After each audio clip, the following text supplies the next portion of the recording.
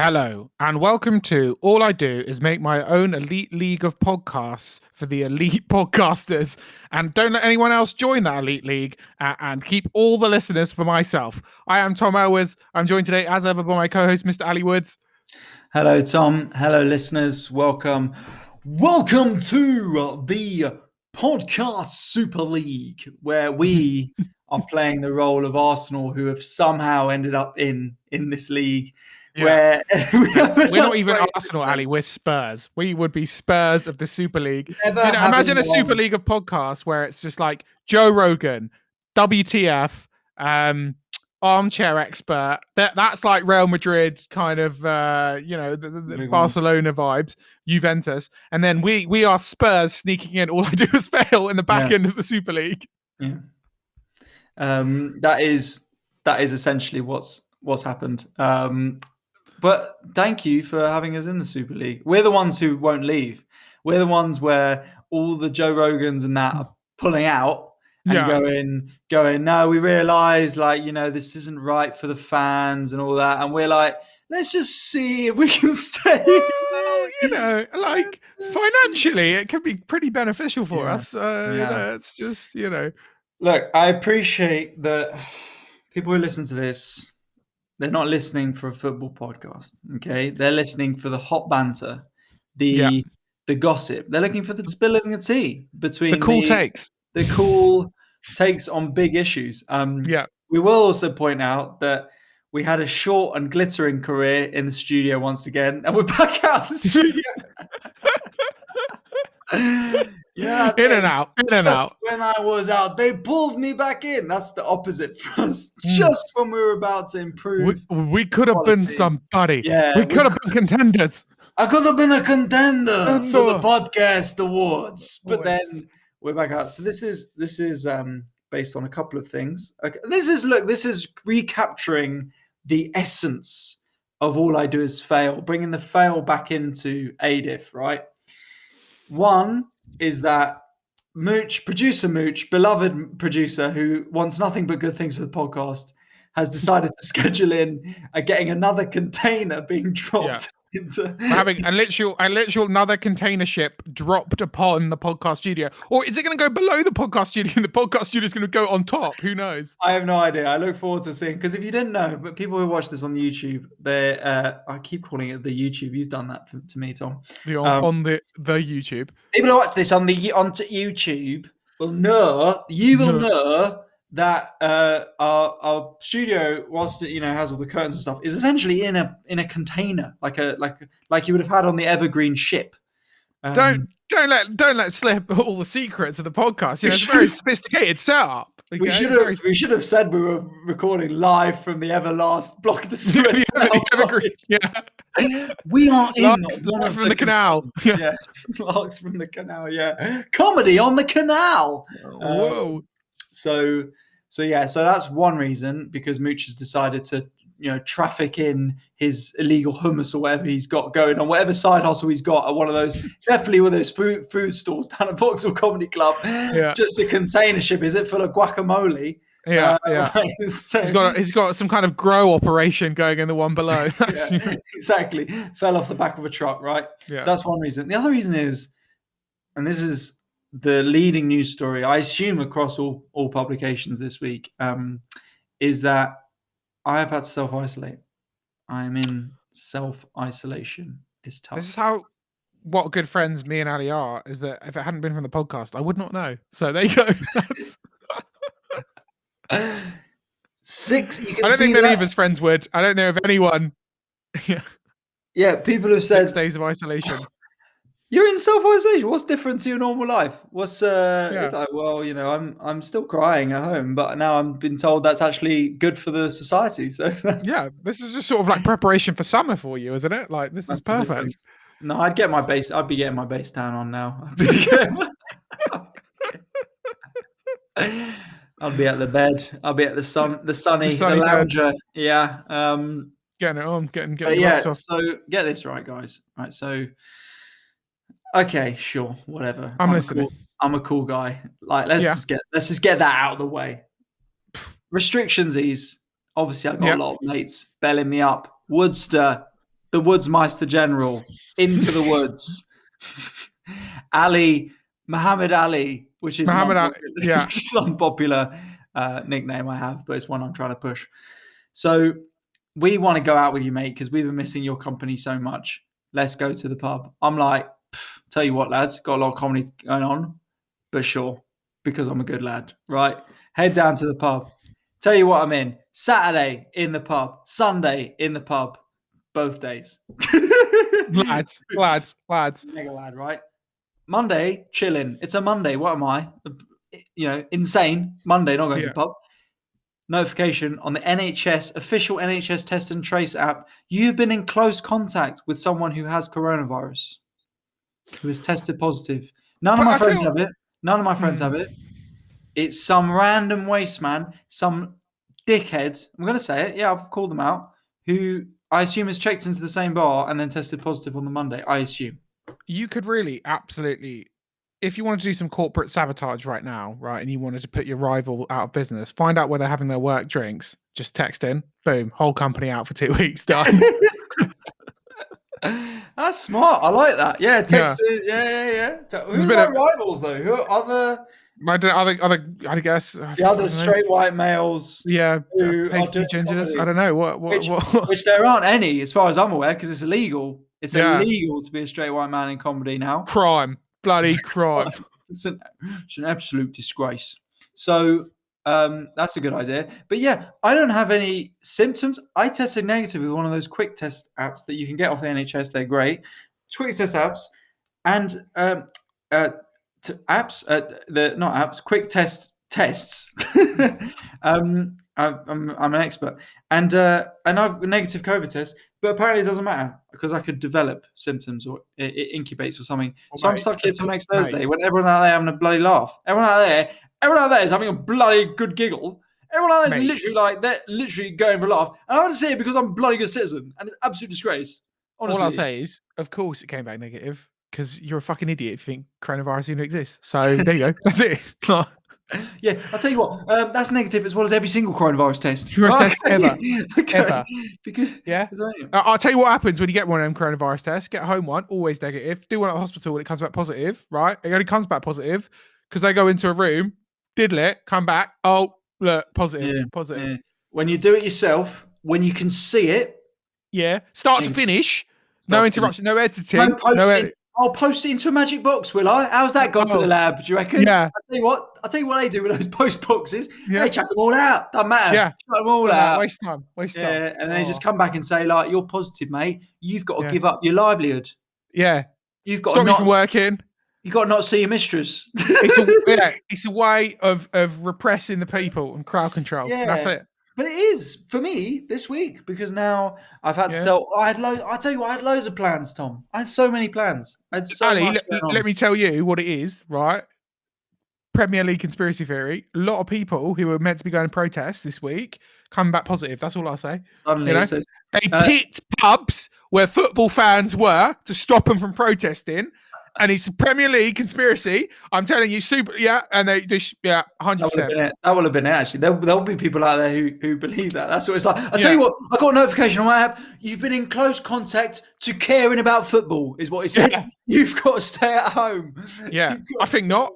I think not, son. I mean, 100%. Let's talk about this. The massive news story from this week, which, as a football fan myself, I found enthralling. I imagine this is what it's like at the final of a reality TV show that everyone's been super caring about. Yeah. Or maybe a Line of Duty huge plot twist. Yeah. For me, a lot like the end of Love Island. It's a similar vibe. But except you're still there being like, I don't get how I was rejected again. Like literally, these guys are so boring. Like they're so dull. Like, oh, I really like dogs. Yeah, fucking who doesn't? You fucking idiot. Yeah. Like, my audition tape was actually so spot on. Like, legitimately, the supposed laugh in the villa has no material. He's so fucking boring. Like, are you serious? Loki, and this will make you laugh, was with a girl last weekend who has a boyfriend who I've met, and she was really, really considering sacking her boyfriend off because there's a chance she could make it into Love Island. Wow, fair. There would be nothing more savage than then getting broken up with, then 2 weeks later seeing your girlfriend walking to the Love Island villa, and you're just like, we've talked about it on the podcast before, and then watching them get over you with, with loads of super attractive dudes coming up to them and being like, "Yeah, I really like Emma. She's got really good energy. I just feel like we get on. We have a laugh." She's got a vibe. Exactly, yeah. And then you're like, Emma is fucking dull. Yeah. It's watching that and Shag on TV. Oh, nothing would be more heartbreaking. That would be so awful. It's like the one, but that's what they do on X on the Beach. We talked about on the Josh James episode. Yeah. You've got to watch this clip. I got to find it. I don't know where it is, but it is so good. The guy, her ex comes, and this bloke's there, and they say to him, "You're going to leave the island. Do you want to watch what she got up to? Or do you just want to leave?" And for some reason, he says, "Yes, I want to watch it." And everyone's like, "Are you serious?" And they watch him. Oh, mate. And she is getting absolute. People can have sex in whatever they want as long as it's consensual. But she is getting absolutely fucking railed, man, in this instance. It's cold. It's cold. It is cold. Yeah, you wouldn't want that. But yeah, so I appreciate that for the Premier League. People who don't care about football, this is not a big story. But I'll try and explain it in a way that might be interesting to people who don't watch football, right? So it's basically like so it's like you at work, right? And there's 6 people in your office who they're very charismatic. They're a good laugh. Everyone gets on with them. They're like, but they get all the good work as well. They get all the money and they're getting all the sales and stuff. And you're working with them and you're glad because you get to work with them. Like they are super fun to work with. And when you're working with them, everyone's like, "Oh, how's the work going? It's really interesting." But then these 6 people from work decide, well, we're going to start our own business and we're going to leave you guys to rot. And we're going to take all the work from your business with us as well. So now you guys can get on with like no work and we'll have all the work over our side and we're going to have a really good time over there. And I'll tell you what, we've got all the great guys and great girls and everything in between from the other offices in Spain and Italy. And it's going to be a laugh and we're all going to do that. And you can watch us. We'll still like drop in now and then, like obviously, but we're going. Suddenly you look around and you're left with the Barbaras and the Allens who are boring and dull, but they care. They care about the work. That's why they're still okay. I've lost this analogy. Right. So it's crazy. I don't really know where I was going. I was trying to. They wanted. I think the good analogy is just that they wanted it to make it like English football, well, not just European football, like an NFL team or an American sport. If you're not into sports, what is it like? Yeah, but you're not into sports. It just doesn't matter. They just wanted to franchise stuff outside an NFL. People understand there's a table, there's a ranking table, which at the end of the year, depending on how well you did, is how far up and down the table you come. Yes. And then they wanted to make it that you couldn't be, and there's different leagues, and if you come in the bottom of the table, you drop down a league, and if you come the top of another table, you go up a league. But they wanted to make it so you couldn't drop down ever. So there'd just be one table, and there was no dropping down. So you'd always stay in the league. Yeah, that's one bit. And then there's other bit about how basically it fucks over everyone else who's left, who's not in that league. So Man United, Chelsea, City, Arsenal, Spurs, and Liverpool. I forgot them. But yeah, they were the ones who were leaving. Huge news. Basically what this is, right? For me, it's really... I hate to be like this because this is what my Twitter feed is like. Obviously, I'm sure your Twitter feed, you don't really go on it, but if you were to go on it, it'd be like, sort of latest offers from Diesel and Echo and Bathing Ape and stuff like that. Actually, All Saints went there on the weekend. Quality shop, mate. I bet you did. And outfits 10% off. Sort of like £250 leather jackets like that. Yeah. Trainers, like how much are these trainers? Like 30 quid. They're £85. Why? Yeah. How have you come up with that? It's just a green shirt. Why is it 120 quid? Doesn't make any sense. Yeah. Well, these t-shirts are nice, 34 quid. Also, never wash it because it will be destroyed. True enough. Yeah, but good thing is no one else is wearing them, so you'll be one off. Perfect. One off individual. But yeah, it is just capitalism eating itself. This is what it is. It is rich people who don't like the fact that they could be getting even more money, and they are getting Well, a way in which to make sure to definitely have more, even more money. They don't like the fact that there's risk, that there's passion, that yeah. there you can go up and down, you can lose and win. They just want to be getting the most money from the best competitions permanently, no matter how well they run their team. And it's a fucking disgrace for all the fans who care. And I am in one of those teams, and you're in one of those teams who would have been in the Super League. And I I, feel about how badly it would have been for those people who aren't in those teams to just be left to scrap it out for less money, because broadcasters won't be as interested, because the whole world supports these 6 teams more than all of the other team, the other 90 whatever teams in the football pyramid the combined. most annoying thing is for both mine and your team is that we haven't been very good over the last 10 years. We've been fucking shite. But that's why And it's just so undeserving for how fucking shite we've been. But that's why it would have been good for us. It would have been literally good for our clubs, and that's why our owners were trying to do it, because these American owners who don't want the jeopardy that comes with your team potentially not being in the Champions League. It's a disgrace, and it's sad. And the sad thing for me is now we're at a point where these huge clubs, these institutions that were built from working class backgrounds, and look, not me or you are working class at all. I mean, if anything, we're absolutely fine dining. Pampered, manicure, pedicure. Soft from all the typing. Exactly. The Super League actually would have been pretty bloody good because they would have sorted out the box situation at Old Trafford. Yeah, exactly. Because to be honest, the catering at those boxes has been absolutely disgraced for a long time, and I would have enjoyed that. When Messi's in town, then suddenly, suddenly the canapes are coming out now. Where were they when I was sitting having to watch Burnley? Exactly. It's just bloody disgrace. I'm a diehard football fan. I've been a fan for over like 2 years now, and this is just fucking shambles. It's a disgrace. But they're taking away the success from these smaller clubs, the history, and they're just deciding arbitrarily, based on the last sort of 10 years of success, getting rid of the last 150 years before that.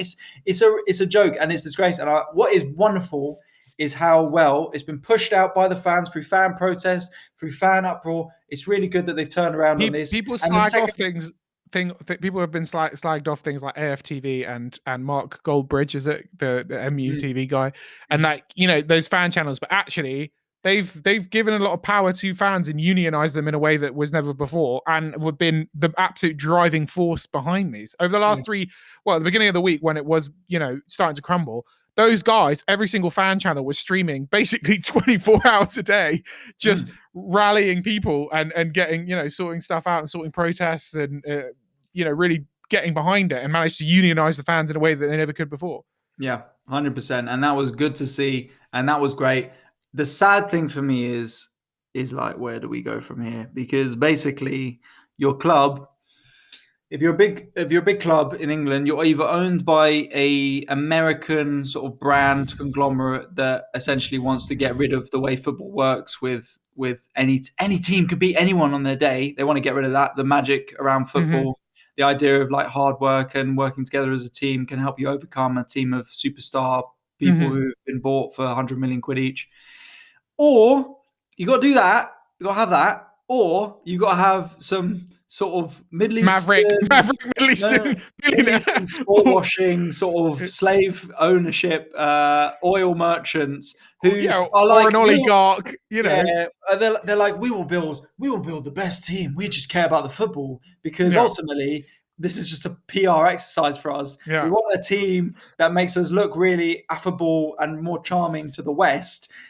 So they'll look over the stuff that's happening in our country that we're. I feel like Abramovich's cycle has come full circle. That he became the good guy. He broke down. Suddenly, weirdly, like the most likable of these owners. The billionaire oligarch who is just like, meh. But like, you know what? You needed someone who was actually richer than the American owners to just be like, no, fuck you, we don't care, I'm out. Like, to break it all down, But this is the thing, it's not a big deal for those three. So if you don't know, listening to this, guys, there's 3 clubs of these 6 that are owned by Americans.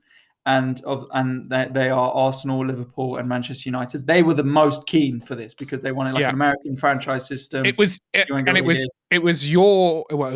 Glazers, and it was the mastermind behind it has been sacked. Ed Woodward, who was your chairman, who worked at JP Morgan, and it got JP Morgan to fund it. You can track it back. That is what the mastermind as well. Fiorentino Perez is he's the chair. He's the Real Madrid, and he's the biggest owner. But look, we're not a football podcast, right? But there's these 3 American owners, and so they were keen for it.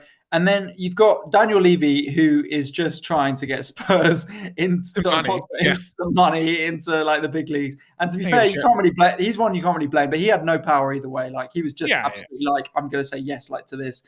If you're all doing it. Then randomly, you had the 2 people who are the most likely to pull out because they don't give a shit about the money. Are one Russian oligarch who basically bought Chelsea so that Putin couldn't kill him easily. Is basically what it is, so that everyone in the West knows who Abramovich is. So suddenly, if it's where's Roman Abramovich gone? After he said something about how Russia needs to change, they can't. It won't just be some random Russian person that no one knows in the West. So there's him. So he's sort of well, to be honest, I don't really care. So I'm out of the Super League.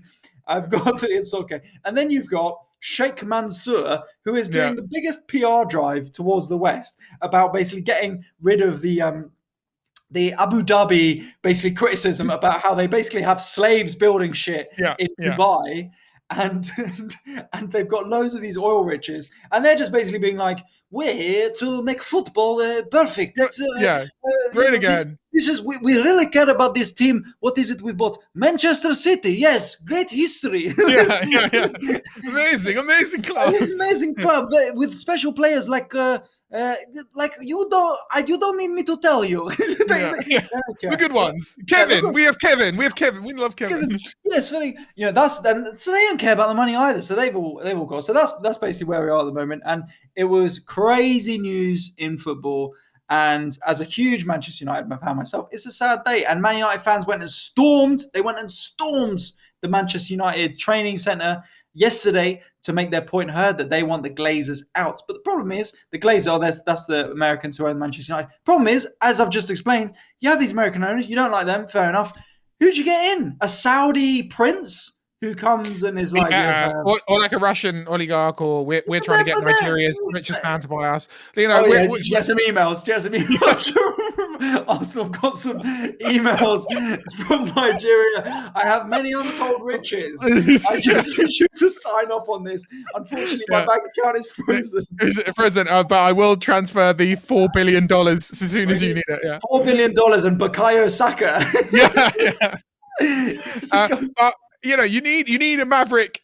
But then where'd you go morally? Where'd you go morally from there? You've got try and find guy who kills journalists. Where's Bill Gates? Get Bill Gates, or come buy my club. That's what I need. Bill Gates is too busy.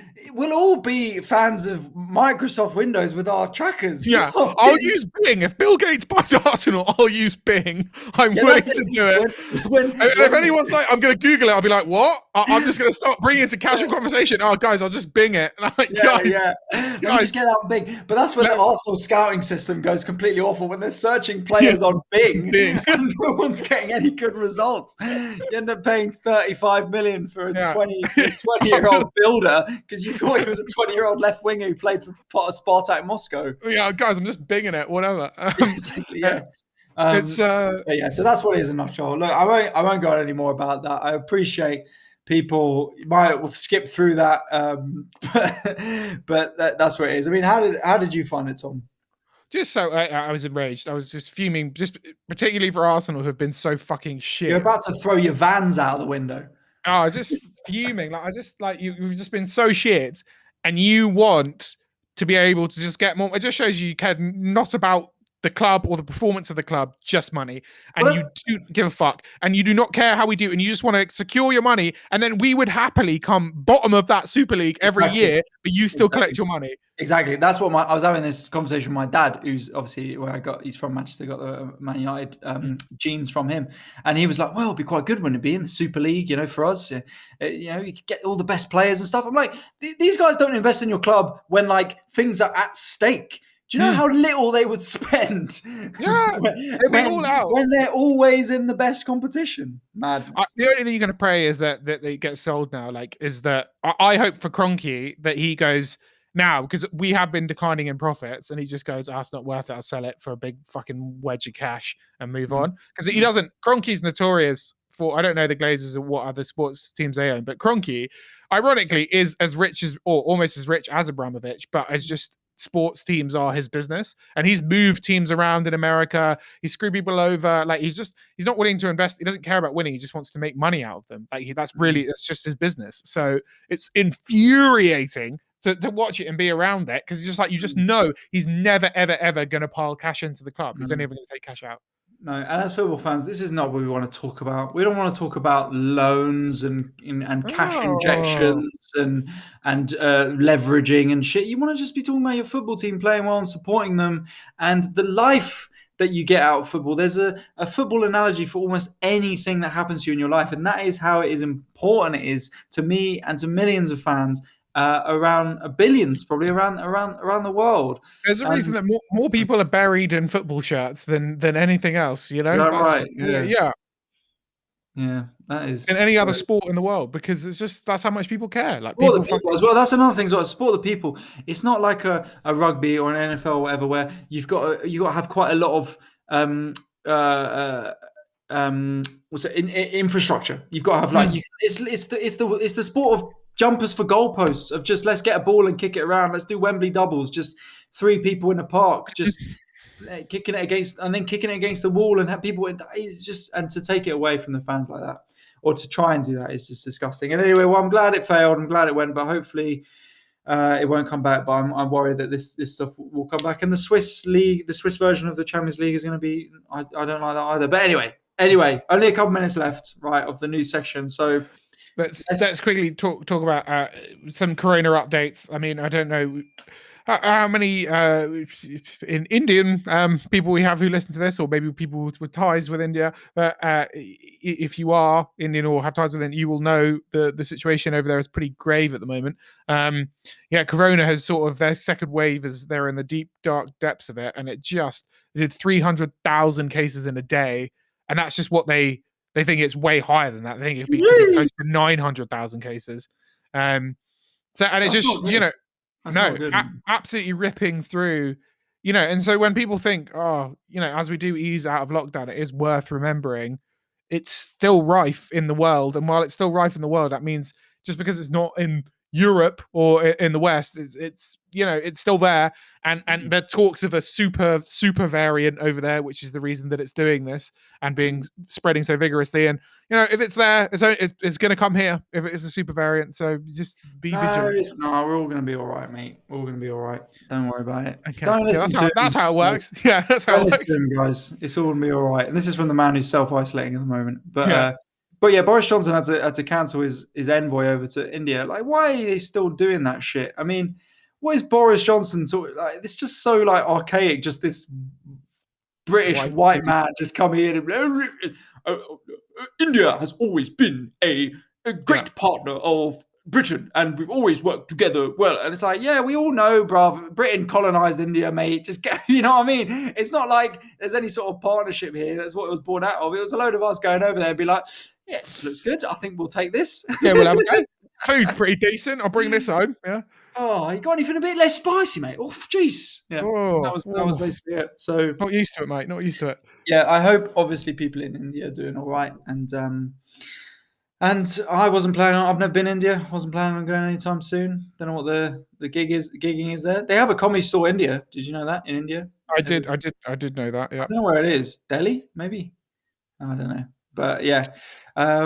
So look, if you're dealing with coronavirus, and wherever you are in the world, good luck to you. And there will be light at the end of the tunnel. 100% is my final word on that.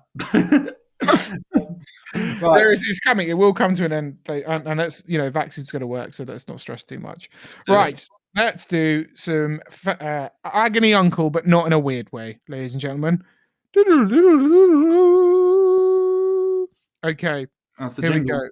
That is a jingle. Okay, here we go, guys. I hate my new boss. She wears a headset and she talks at the speed of an auctioneer. Okay, now Ali, what are you saying about if you hate your boss? How do you deal with it? What's the go-to? Firstly, I love that description. She wears a headset and talks to the speed of auctioneer. I already have in my head what this lady looks like, Yep. and I know the sort of type you're talking about.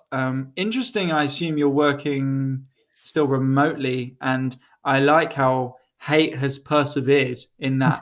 Even not in the same office, just from a screen, you've gone, this is an awful person. I don't like. So if you hate your boss, I'm quite fortunate in that generally I've had one manager for a lot of my time, and he's a good guy. I like him. But I have dealt with a couple of wrong uns in the past. One guy, I'll tell you, so he at work social, as soon as he had one drink, he'd come up to you and tell you and be like, so how are you making my company money? And then it didn't matter what the person said, he'd just shrug and go, is that it? And then would just then start to give you a on the spot appraisal of all the stuff you're doing wrong. Right, great, just what you want. I have another guy who he's gotten a lot better. This is sort of the company I work with, but he's more senior, so I don't have to work with him on a daily basis. But he's had some, not good. Not great. He had a go at me. He had a go at me one time and was like, because basically the intern there, he told the intern to film something, and the intern had no experience of doing this, and he told her like half an hour before, and I was like, and she was stressing, she was already having a terrible day, she was like crying about it, and I was like, look, right, okay, look, we've never done this before, no one knows what's going on here, why don't we just say sorry, this was a bit too close to get the right things in order, like we didn't have enough time to prepare this, so how about we just say that this time, and then be like, we can do it another time. And if he has any issue with that, then just say like, I advise you to do this.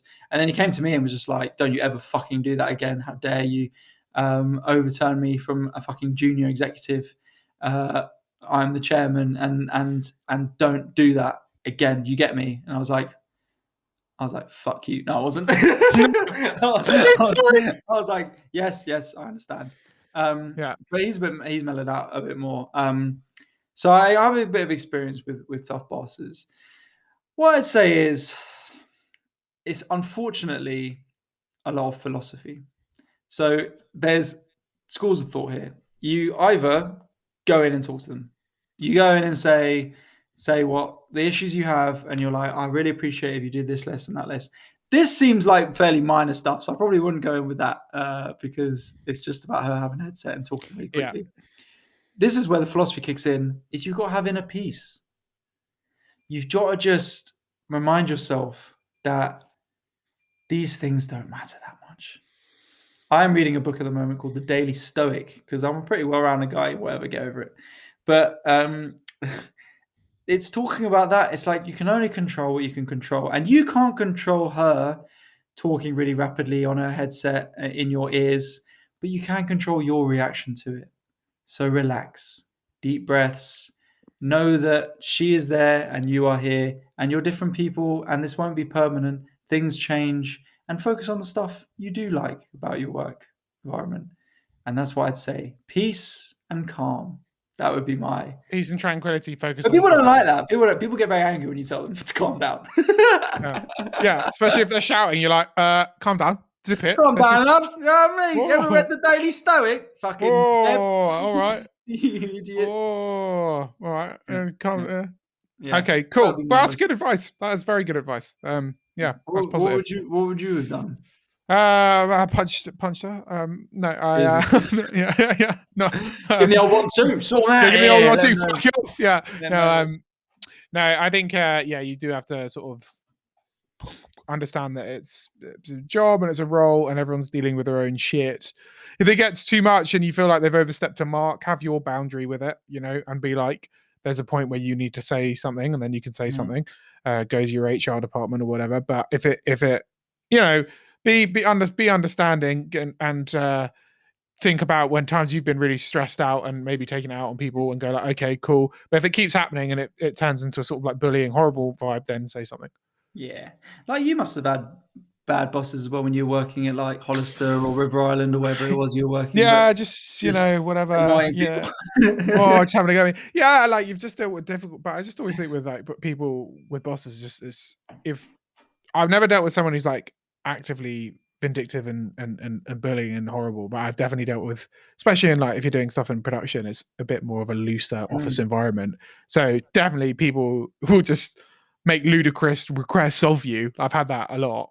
You mm. know, Yeah, just it's long. can you be in Leeds tomorrow? It's like, oh cool. Have you got me a hotel? Like, no, but so you can get the first You train. sort that out. It's a 10 to 5 in the morning. Uh, And so you just need to get up about 3 a.m., then work a yeah, full day, and then come back yeah. about Cheers, 9. pal.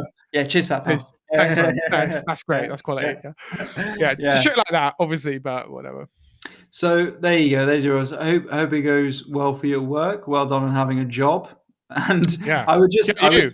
yeah, I would just, our Show parents off. wish we could. Yeah, exactly. Wish. And what's your boss like, Ali? Yeah. I Um, know, oh, to be fair, I do. To be fair, I do still have a day job.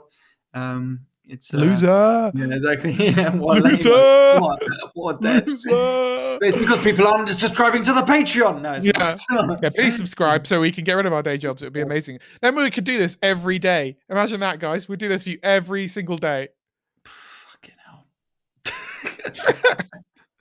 Yeah, patreon.com/adifpod, and we'll do it every day. Yeah. Yeah, I'll just have to automate it somehow. Yeah.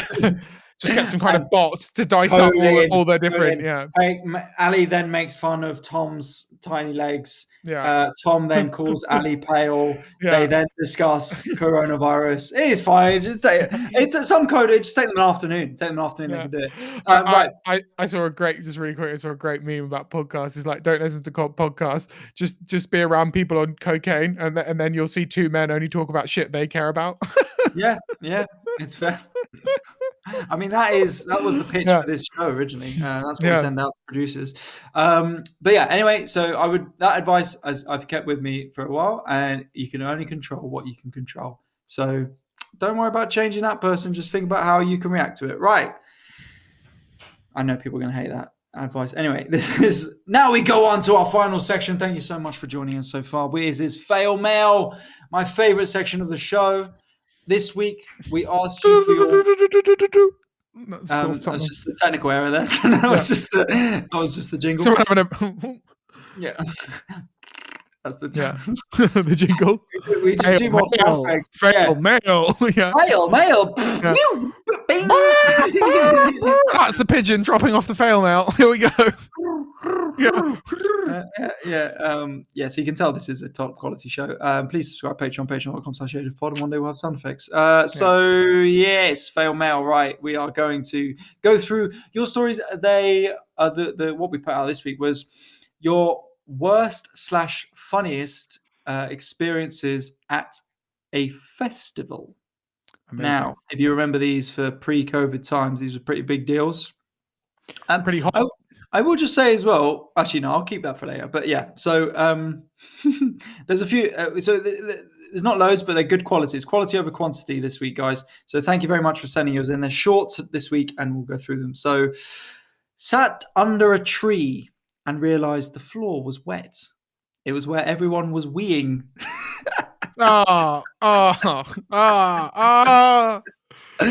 Grim. Imagine that as well. Like, I'm sitting under a tree at a festival. I'm so in touch with like myself and nature, and you're just sitting everyone's urine. I've got a good urine. I've got a good urine. I met my one of my first girlfriends at a music festival in Spain because we were both covered. No, we were both. Someone threw a pint glass full of piss and it hit us both. Ed Sheeran. There you go. Ed Sheeran. I don't think it was so embarrassing. The person. You watching Ed Sheeran? You guys watch? The Strokes were on afterwards, and I was waiting for the Strokes. And this is from a brother, from a ginger brother as well. Yeah. You were there watching Ed Sheeran. I think the guy throwing the piss was in some ways right, but that is fucking grim, though. That is disgusting. So, well, I'll follow that on with this story then. My friend pissed in a bottle during Kylie at Glasgow. She was very subtle, though. It's a she. It's a she into the bottle. Rate it. That's very impressive. I didn't know. Bottle as well, not a cup, but I didn't know. I Wow. personally, and this is my own ignorance, maybe my own non-wokeness. I didn't know women had that aim. Yeah, me either. I thought that would have been an absolute splash fest. But I'm trying to think of a bottle scenario that would be wide enough and good enough to do that, but I can't think of one unless you cut. Yeah, I'm the trying to think top of off. a bottle that'd be wide enough to fit my dick. 'Cause, like, yeah, probably could. Certainly not even like a Fanta bottle or something. In a pint glass, yeah, probably not. Yeah, but if that fair play. Shouted at a guy sitting on the exit path, only to realise later that he was on a wheelchair. Excellent. Excellent. It's a quick one. Me running away from a Ferris wheel, leaving my bar crew colleagues with no one to sit next to. Weird that you just had a moment of fleeing from a Ferris wheel. Okay. Got knocked out in a mosh pit at the Kaiser Chiefs to Ruby. 2006 was a wild time. Yeah. How are people moshing? Ruby. And people are like, fucking yes! Yeah. This is my fucking jam! Let the bodies hit the floor! Let the bodies hit the floor! Yeah. Yeah, bizarre. But there you go. Watched my mate wiping his bum with a cheeseburger. As there was no paper left. I'm glad they said no paper left because it could have been just. But I don't understand. You bought a cheeseburger. Have you got a cheeseburger, not a napkin? Bizarre. I'm assuming he did the poo, found a discarded cheeseburger, went with cheeseburger. I've seen some grim stuff at festivals. I saw a guy try and piss in his own mouth, and everyone like circled around him to watch him do it, and he did it, and everyone cheered him on. So Jesus, why did he do that? Why did he? He just told everyone he could and would do it, and then he did. This is a classic one, not necessarily festival. Thought a girl was checking me out. I approached her. She was looking at the guy behind me. Classic. Got very drunk night one on the way back to the tent. Couldn't open it. Ended up sleeping outside. Nice. Yep. You're probably actually this bit before your time. Reading Festival 06. Definitely. This is our people. This is our. Yeah, I think if you was on Reading Festival sort of 09, 10. Yeah. 09. I was there. 010. See you there. I went 10 years. Well, yeah, legends. I was 17. Fell asleep outside my tent. I woke up. It was busy. I'd wet myself. Good. You know what I love? You know what my favorite thing at festivals were? There always was like some girls who would put their tent a little bit too close to the path, and then as everyone left the festival in the evening, like there were so many people, the people just sort of spread out away from the path, and the tents close to it just got trampled. Trampled. Yep. This is a wholesome one. Popping Pro Plus at Lost and Found to avoid drugs, but keep up with the ravers. Didn't happen to me. Yeah, sure, mate. But a mate went to sleep to find someone had shit on his pillow in his tent. What?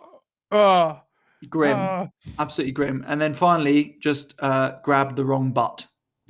I've had some classic stuff. I remember also at a festival going back to our tent, and there was just an absolutely wasted guy passed out in our tent. We're like, get out. He's just like, what? He's like, what? I mean, no. He's like, I look around you, and he's like, oh shit, oh sorry. And just like, at least it was nice and left. So when I went to Reading on our last night, our tent was near the path and got trampled.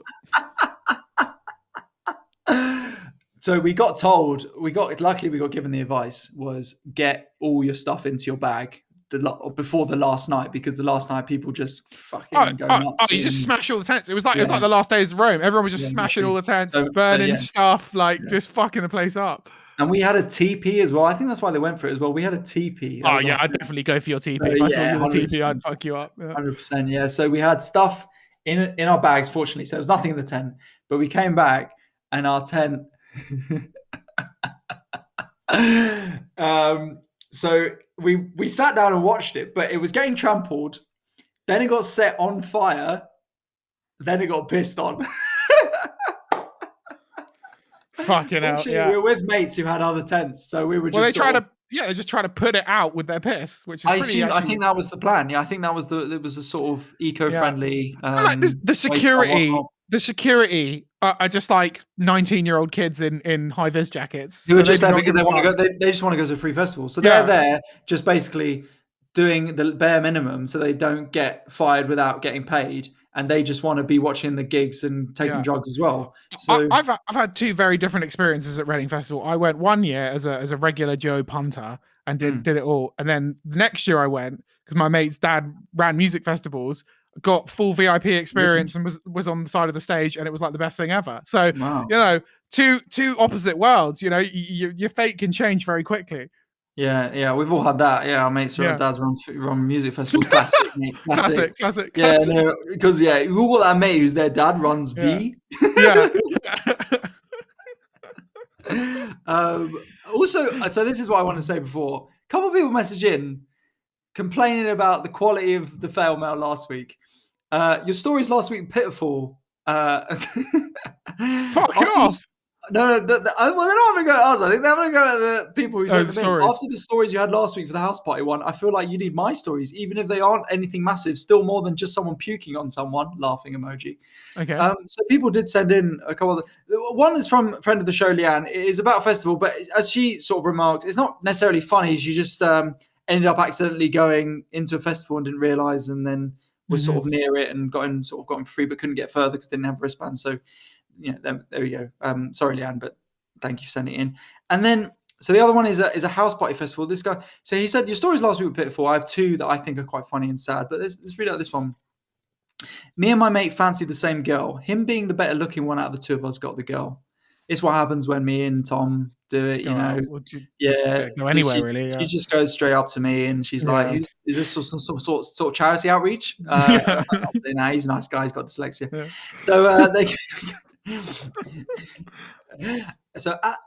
So anyway, I'll start again. Me and my mate fancied the same girl. Him being the better looking one out of the two of us got the girl.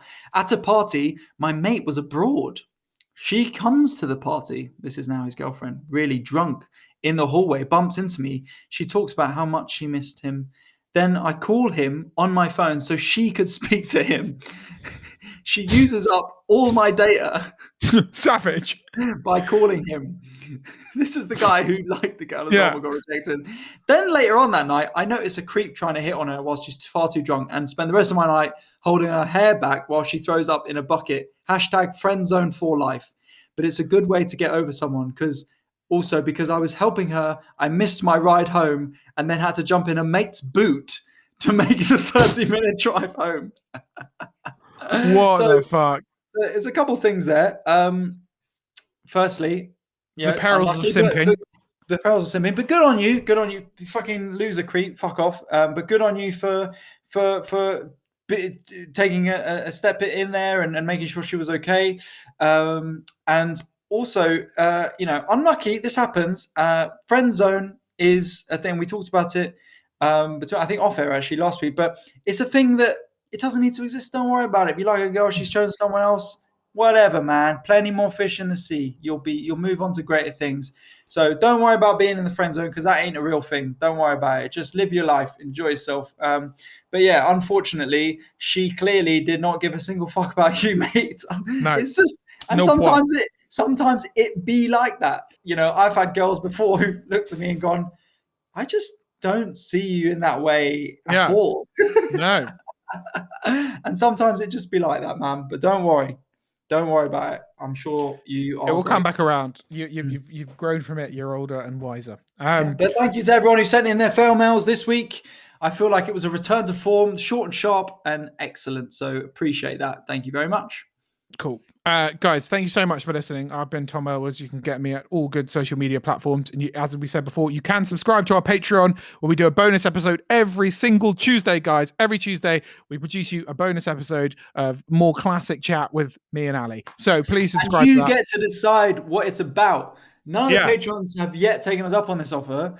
But if you are on the Patreon, you can go on the page and if you're a Patreon subscriber, $5 a month, so £1 a week for an extra episode, and you will get to be able to post whatever you want us to talk about. So that is another incentive. But thank you very much for listening to this, guys. Really appreciate it. I hope you have a wonderful weekend or whenever you're listening to this.